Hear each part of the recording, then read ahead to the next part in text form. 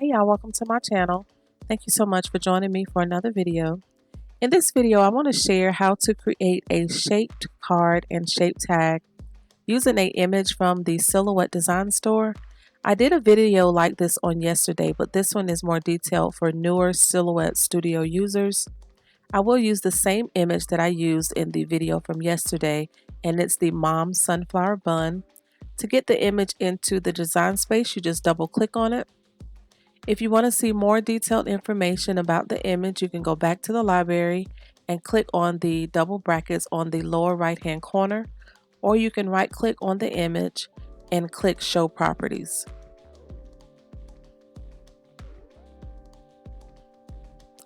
So here's the image in my design space. I'm going to change the color of her glasses to green, and up in the left hand corner are some colors that I have previously used. I also have a paint palette on my right side toolbar. I do use the designer edition of this software, so I can go to advanced options, move my cursor around, and once I find a color, I just stop moving my cursor and click out of this pop-up box. I want to put a pattern into her scarf, so I click on that and go to my library, and I do have some patterns that I've purchased and downloaded from the Silhouette store. I just double click on it and it will populate her scarf. I want to do a brighter yellow on the sunflower, so I'm just going to click on that and add a brighter shade of yellow, and then I'll be making the cut lines in her hair jet black, as well as all the lines surrounding the cut file, because again, this is a cut file that I'll be changing to a print and cut file. And be sure to group all your items as you make changes. I'm also going to use these simple shapes on the left side to create a face for her using the oval. So you click on the shape you want to use, you click on the screen, and then drag it until you get to the size that you want. I'm going to align it with her glasses, and then you can still manipulate it using those little boxes until you get, the size and stuff that you want. I'll click off of that and then change the border color as well as the fill color to brown.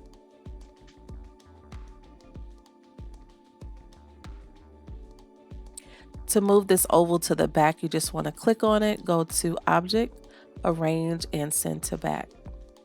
Make sure to group all the items again when you have them lined up like you want them, so they don't move when you start manipulating the image.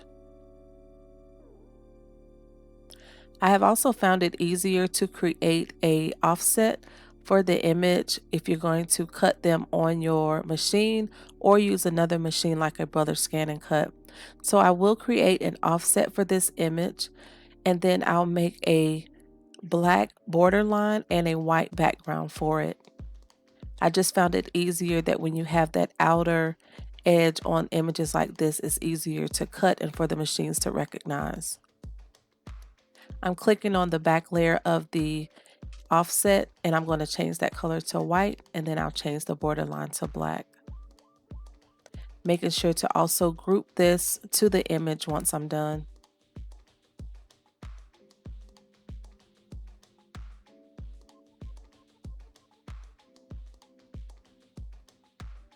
So if you're going to use your machine to cut this image, you do have to turn on the registration marks so that the machine recognizes where the image is.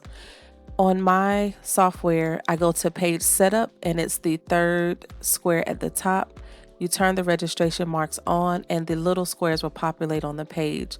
When you go to print the image, you'll see a little box in the top left-hand corner, and that's a registration mark so that the machine can recognize where the image is. You want to print this, feed it into your machine, and once you hit send, you also want to make sure you click on the image and hit cut edge so that it creates a complete red line around, and it will cut the outer edge of the image. This is a cut file, so if it's just on cut, it will try to cut all of those lines on the inside of this image.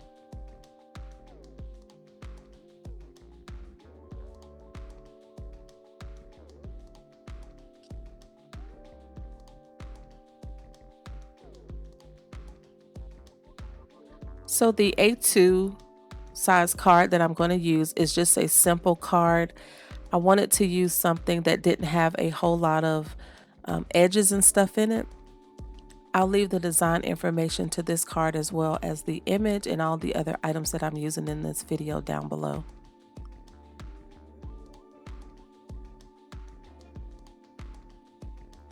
So once you bring the card into your design space, it is grouped, so you want to make sure that you ungroup it.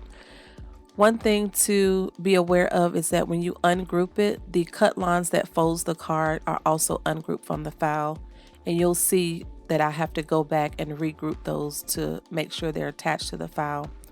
So what I'm doing now is creating an offset for the image, but I forgot to size the image. So you want to make sure you size the image that you're going to use to weld to your card down to the size of the project. So I'm changing it to a 4x5, and you can change it in that top toolbar and also lock that in using that lock to the right hand side. And then I'll create an offset for it, and that's what I'll be welding to the card.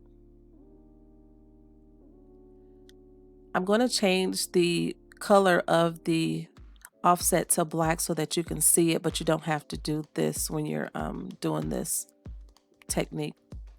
So I'm going to line it up with my 7-inch line on my mat, and I'm just using that as a guide so I know how much of the card that I need to get rid of, because I'm going to use the eraser tool on the left hand side, and this is just a lot quicker and easier for me to manipulate files.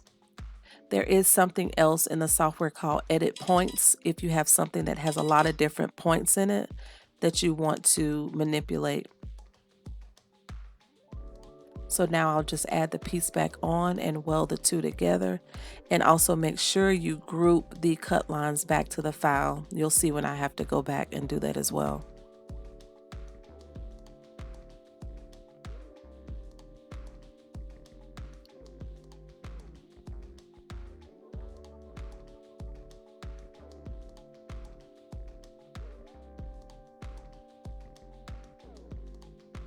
Here I'm just showing that the image fits nicely on the front of the card, and if you wanted another color behind her, just make another offset.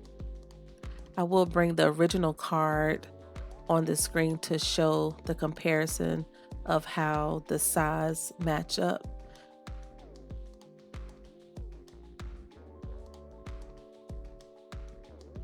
So I did a good job at just eyeballing it because it's about the same size as the original file.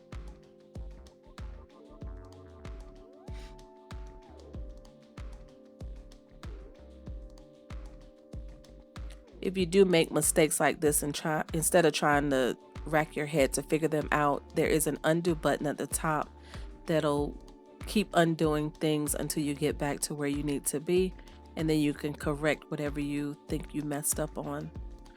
Now I'm going to go in and get the tag that I used. It is a Christmas mitten tag. And the reason that I use this Christmas mitten tag is because it has a separate piece on the top that was just easier for me to weld pieces to because it didn't have a whole lot to manipulate. So what I'm going to do is ungroup these pieces and move the ones that I'm not going to use to the side. I will create a duplicate image so that I don't mess up the one that goes with the card. I'll make an offset and I'll weld that to the this piece of the tag. If you need to make layering pieces for the tag, make sure you do your offset after you've welded all the pieces together, and you can do your layering pieces as well as like a piece to write on the back of the tag. For the card, if you wanted to create an insert, you can also use one of those simple shapes like the rectangle to create an insert to write your message on the inside of that card. If you have any questions, please leave them down below and I'll get back to you as soon as I can. If you need more help using your cutting machines, be sure to check out the collaboration I'm doing with Paulette at Scrappy Tate. Also joining us is Lisa at Juicy Wama Diva, Robin at Craftside Heart, Lynn at The Gift Diva, and Chandra at Stockton Stuff. Myself, Paulette, Robin, and Lisa all have silhouettes, and Lynn and Chandra have crickets. I also have a cricket maker, and I've been following along and learning so much from the two of them. I will link my playlist down below if you haven't already checked out our videos. Thank y'all so much for watching. Stay safe and have a great day. Bye.